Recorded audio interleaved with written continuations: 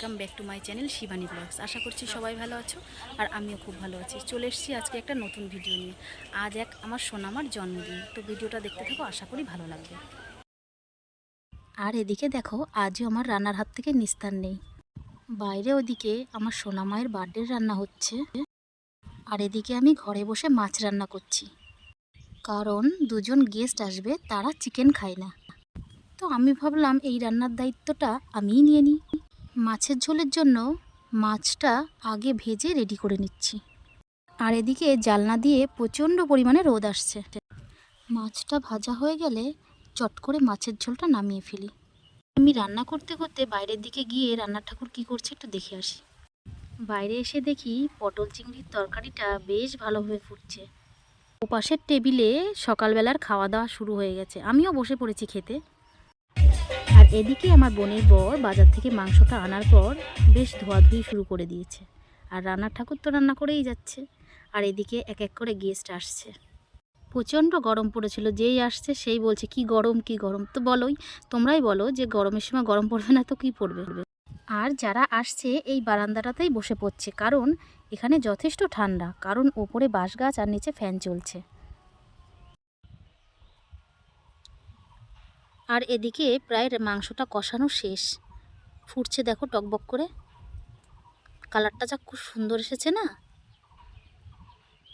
আর এদিকে সব গেস্ট এসে গেছে, আর আমি ভাবছি আমার বাপের বাড়ির লোক কখন আসবে, কিন্তু অবশেষে দেখি এখন এক এক করে সবাই ঢুকছে। এই যে আমার কাকি আসছে, দিদা আসছে, এই পেছন পেছনে আমার ভাই আসছে, আর তার পেছনে আমার মা আসছে, আর ওই মাঝখানেটা হচ্ছে আমার দাদা। সবাই বলছে ও শিবানী তোমার মা কোনটা? আমি বললাম এই যে আসছে আমার মা, কারণ আমার মাকে কোনোদিন দেখেনি।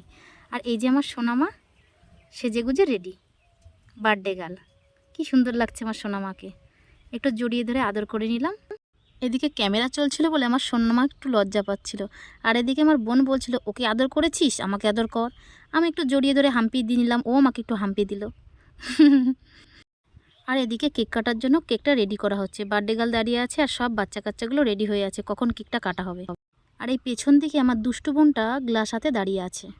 এবার কেকটা রেডি হয়ে গেছে, কাটার জন্য দাঁড়িয়ে আছে, আর সবাই এদিকে ফটো তুলছে, কেক কাটছে আর হ্যাপি বার্থডে উইশ করছে। Happy birthday Nico, happy birthday to you. Happy birthday, happy birthday, happy birthday Nico.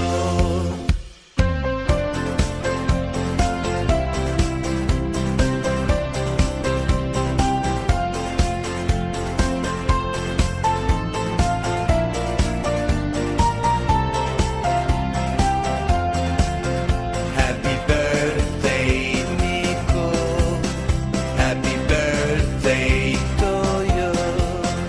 Happy birthday, happy birthday, happy birthday Nico.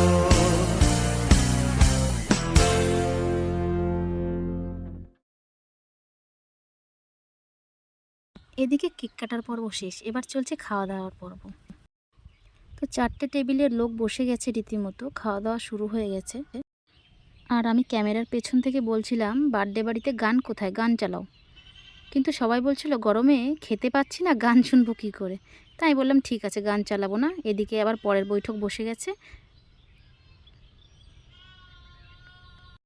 খাওয়া দাওয়ার পরে চলছে পান পার্টি।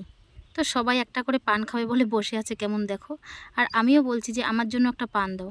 বেশ খাওয়া দাওয়ার পরে পান খেতে বেশ ভালোই লাগে, আমার তো খুব ভালো লাগে। কার কার ভালো লাগে কমেন্টে জানিও। এখানে একটা মন্দির আছে, তো আমি বললাম কি যে চলো একটু মন্দির থেকে ঘুরে আসি সবাই। তো সবাই ছিল ক্যামেরার পেছনে, আর আমি মন্দিরে উঠলাম, বাবাকে দর্শন করলাম, প্রণাম করছিলাম দেখো। আর এই মন্দিরে যে যা চাই বাবা তার বাসনা ঠিক পূর্ণ করে। এই মন্দিরটার নাম হচ্ছে পুরা মহেশতলা মন্দির। তো আজকের মতো ভিডিওটা এখানেই শেষ করলাম, দেখা হবে নেক্সট ভিডিওতে। ততক্ষণ ভালো থাকবেন, সুস্থ থাকবেন। আর ভিডিওটা যদি ভালো লেগে থাকে লাইক কমেন্ট শেয়ার করে দেবেন, চ্যানেলটা সাবস্ক্রাইব করে দেবেন। টাটা।